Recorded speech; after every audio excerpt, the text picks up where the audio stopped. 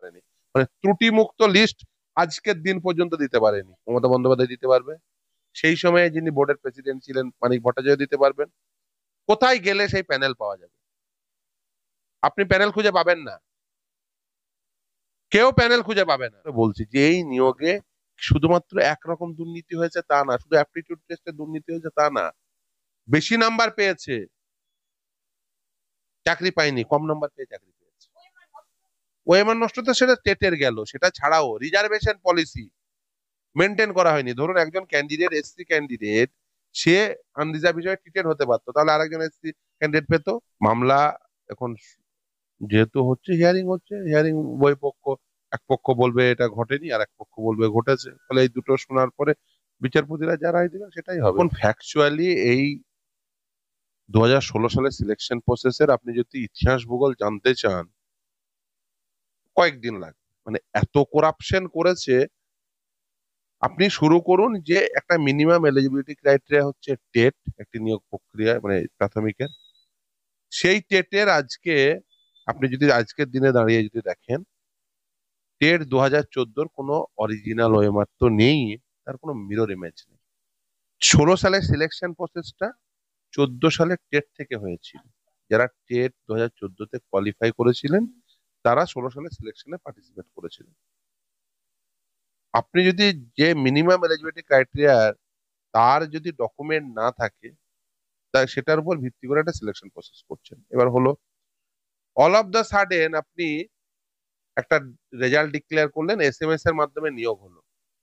আজকে 2016 সালে নিয়োগ হয়েছে, 2017 সালে প্যানেল পাবলিশ হয়েছে, 2018 সালে প্যানেলের ভ্যালিডিটি শেষ হয়েছে according to West Bengal board of primary education.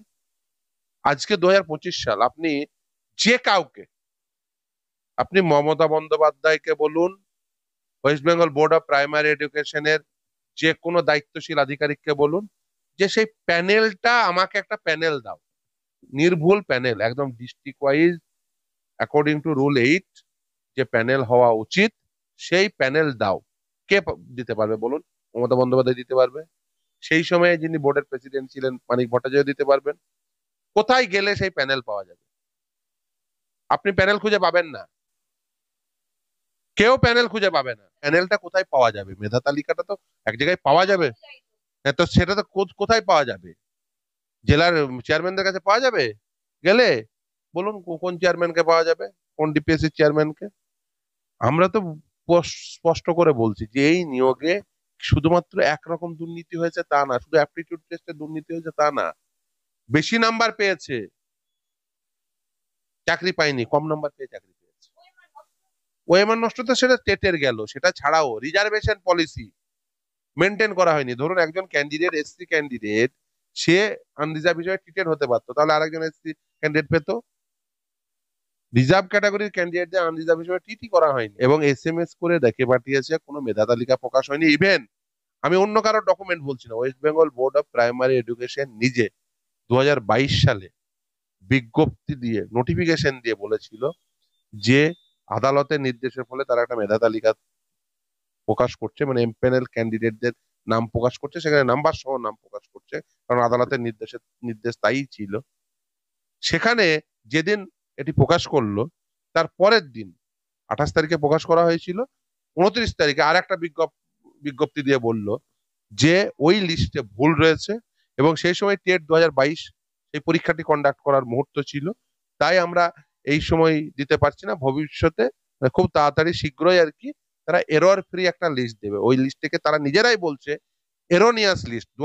ভাবুন 2017 সালে যে প্যানেল পাবলিশ হয়েছিল, 2022 সালে বিজ্ঞপ্তি দিয়ে তাদের বলতে হচ্ছে যে আমরা এরর ফ্রি লিস্ট ভবিষ্যতে পাবলিশ করবো। মানে 2022 পর্যন্ত যে erroneous list West Bengal board of primary এডুকেশনের কাছে ছিল, সেটা প্রুফ তাদের নিজস্ব বিজ্ঞপ্তিতে আজ পর্যন্ত।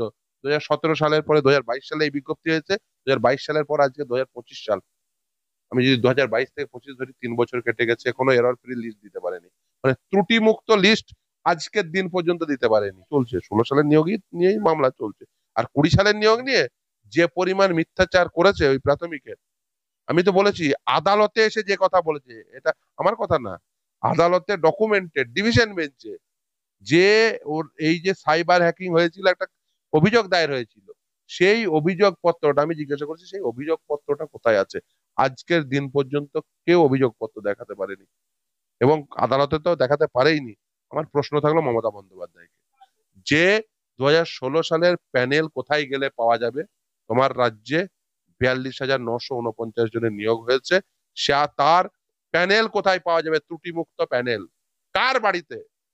আর এই ওএমআর গুলো কে খেলো? এই ওএমআর সেই খেয়েছে, তার পেটেই ভরা আছে যার পেটে টাকা রয়েছে। এই চাকরি বিক্রির টাকা যার পেটে আছে, ওএমআরও তার পেটে, প্যানেলও তার পেটে, এবং ওই 2020 সালের ওই যে সাইবার হ্যাকিং হয়েছিল তার অভিযোগপত্র তার পেটে আছে। এই টাকা যার পেটে আছে, সবকিছু তার পেটে রয়েছে। এখন এই জনগণকে দায়িত্ব নিয়ে এই টাকাও তার পেট থেকে বের করতে হবে, ওএমআরও তার পেট থেকে বের করতে হবে, প্যানেলও তার পেট থেকে বের করতে হবে, আর সাইবার হ্যাকিং হয়েছিল বলে যে অভিযোগপত্র রুজু হয়েছিল সেই অভিযোগপত্র তার পেট থেকে বের করতে হবে। মুখে হাত ভরে জনগণ বের করবে, এই প্যানেলও বের করবে, ওএমআরও বের করবে, অভিযোগপত্র বের করবে, টাকাও বের করবে, কারণ এরা টাকা নিয়ে এই সমস্ত রকম দুর্নীতি করেছে।